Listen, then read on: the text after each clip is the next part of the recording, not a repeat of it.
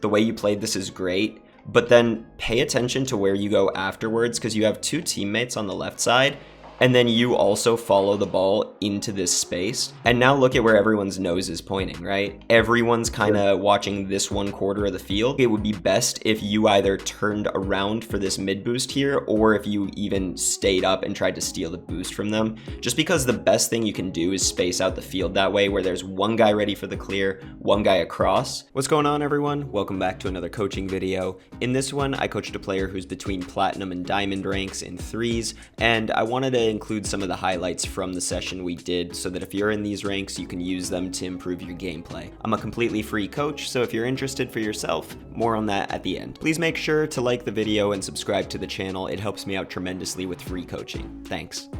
You know what's gonna help more as well is, we were just talking about it, right? With the checking in front of you. You did the camera so quick that you can't really get a sense of where everyone is on the field.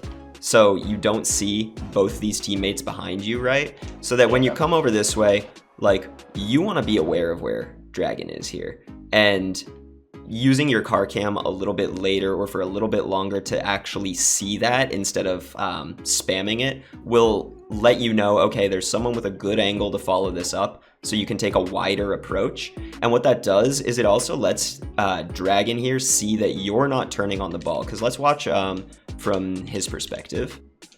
Right about here, see how he sees you in front of him? Yep. It's the same thing where it's turn-based, right? Where you're just gonna want to get behind your second man, let him go, and follow up accordingly. Because this cuts him off and it's not very fast either. Like here, for example, by the way, this is the same thing too with the camera. You're not really gathering that info, right? You're doing the right thing, but maybe for you, the answer is turn your transition speed up. But you need to like absorb what's in front of you with that little camera switch, right? Which is funny that we just had that little conversation about ball cam, because look at this. Now you just stay in car cam this whole time. Yeah. Interesting. Yeah. I think your teammate Dragon's the one who's going to be receiving a much better pass, because, like, let's look at your third teammate here, the guy on the ball right here. When he comes up, who's it easier to pass to, right? It's much easier to pass it to Dragon because the ball's already moving that way. And then, especially like diamond rank, it's going to be really hard for them to cut it backwards and make it accurate without hitting it over you. So if we go back to like a position like this right here, we'll go into fly mode. So I think right now, like, I would have wanted both of you a little bit further up the field here, but you guys are positioned beautifully, right? One player on the ball, one guy who's coming up ready for the pass across, and one guy who's behind, basically ready for the clear. Just keep in mind that you're playing the position right now of the guy who's ready for the clear. You know, this teammate frequently gets challenged. This teammate's gonna be the one who's getting the pass across. So you need to be the guy who's ready to turn back, because look at how quickly this gets really murky. And now all of a sudden, 2 on net, and you're relying on this guy's shot to be good enough so that they don't counterattack quick, right?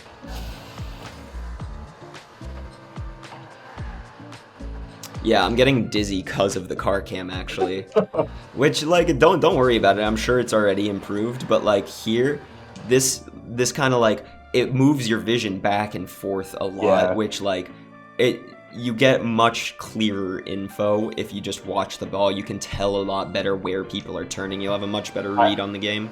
The general rule of thumb, the only times you really want to go into that car cam is going to be if you're going for a dribble, or if you're trying to get that info of where are my teammates. You want to get to a point where you're watching the players and not the ball. This teammate, once he misses this ball, this is just a general threes tip. His job should be to come down, get out of the way of his teammates, and rotate behind and become the third man. You were playing second man, you're covering for whatever happens here. There's one guy who's playing third man who's covering behind you.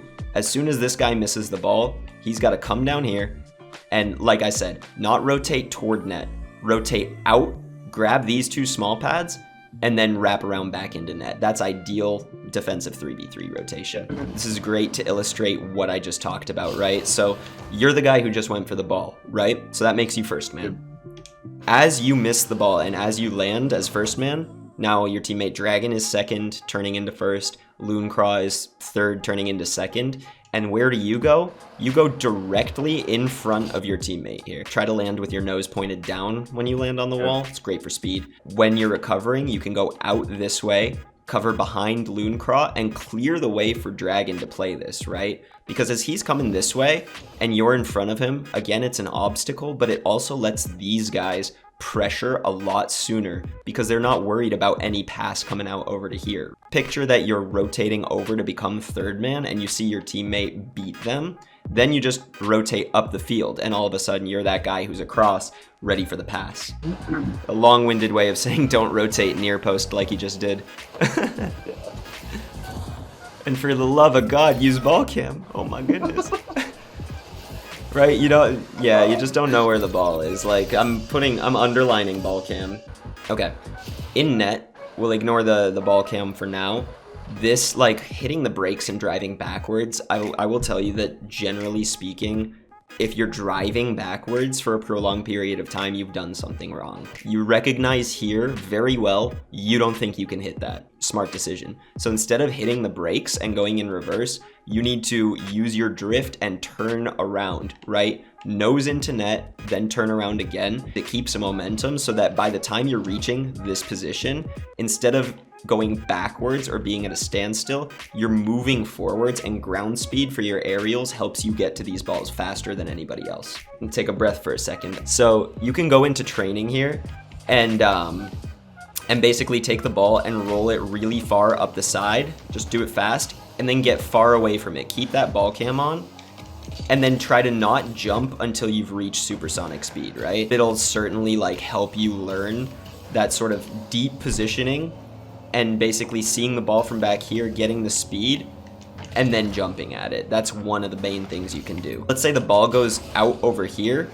The further away you get from it, like this, the more information you have about what's going on in every single area. So don't forget that once you've made a touch, right? Once you've like flicked it and it gets far away from you, then you get off the play just so that you have this like gigantic distance to see the most amount of the field. I'll send you this code. This will help you a lot. Some of them I don't like this one, the first one. This just helps you get the actual mechanic of the first aerial down, of the fast aerial, I mean, which the point is just to hit the ball before it disappears, right? You're not necessarily trying to score. This, for example, basically come into here and try to get up to this ball and touch it before it disappears. I want to show you a bit of a game from my perspective. This was literally from today. Pay attention to the speed, the fast aerials, just how they play into each other and how much time of the game is spent moving versus standing still. See how I decide to get off of it quick and have that ball cam on the whole time? Like right here's a good example. Ball gets past me, so I'm already leaving the play, opening the door for my teammate and trying to feel out the play, right? What's going on now? Keeping ball cam on, keeping the momentum so that the second there's an opening, that's when I'm diving in at it, right? But you see like the distance and the speed as well. Yeah. Looking where I'm going, like the camera work in particular here, that's what I want you to focus on now. Look to see where the boost is, look back at the play, and now I do not leave ball cam for a second, right? I just do it to look where I'm going. Just every once in a while, if you need information or to make a micro adjustment, that's when you switch the cameras. Thanks for watching. If you're interested in coaching for yourself, I'll leave a Discord link in the description of this video, and once you join, all you have to do is react to any future time slots that I post, and I always pick a random winner who will get a free session. Leave a like on the video if you enjoyed it, and I hope to see you in the next one.